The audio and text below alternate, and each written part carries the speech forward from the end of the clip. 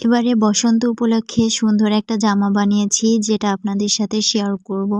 ফেব্রুয়ারি মাস আসতে না আসতেই বসন্তের আগমন ঘটে যায় আর ফেব্রুয়ারি মাস চলতেছে। সো বসন্ত উপলক্ষে একটা হলুদ ড্রেস পরবো না, এটা কি হয়?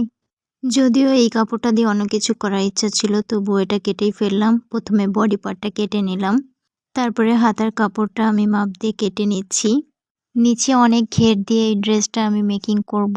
সো বডি পার্ট আর হাতের কাপড় কাটার পরে যে কাপড়টুকু ছিল সবটুকু আমি ভাঁজ করে নিয়ে এখন আমি নিচে ঘেরের জন্য কাপড়টা কেটে নিচ্ছি।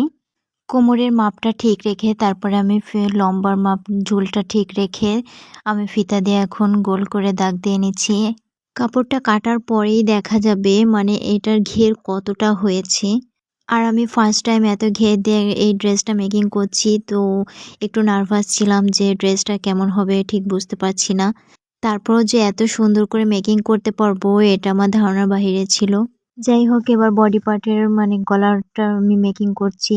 বক্রম দিয়ে সেলাই করার পর এখন আমি চাপ সেলাই দিয়ে নিচ্ছি। তারপর দুটো কাঁধ আমি অ্যাড করে নেব। অনেকদিন আগের ঘরে পড়ে থাকা এক গজ কাপড় ছিল সিকোয়েন্সে কাজ করা, সেটাই এবার কাজে লাগাবো, এই ড্রেসের উপর লাগাবো। আর 10 গজ লেস কিনেছি রেড কালারের সিকোয়েন্সে কাজ করা, সেটাই লাগিয়ে নিব।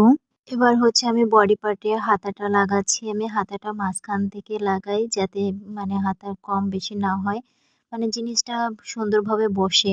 বডির পার্ট আর নিচে ঘেরের পার্ট দুইটা একসাথে করে তারপর বডি মেজারমেন্ট অনুযায়ী আমি পাশে সেলাই দিয়ে নিব। ড্রেসটা সেলাই শেষ করে এখন ডিজাইন করতে বসে গেছি। প্রথমে আমি কাগজ কেটে নিয়ে তারপরে সেই সিকোয়েন্সে কাজ করা কাপড়টা আমি কেটে নিচ্ছি। আর এই কাপড়টা আমি হাতায় বডি পার্টে লাগিয়েছি, পাশের লেস লাগিয়ে দিয়েছি।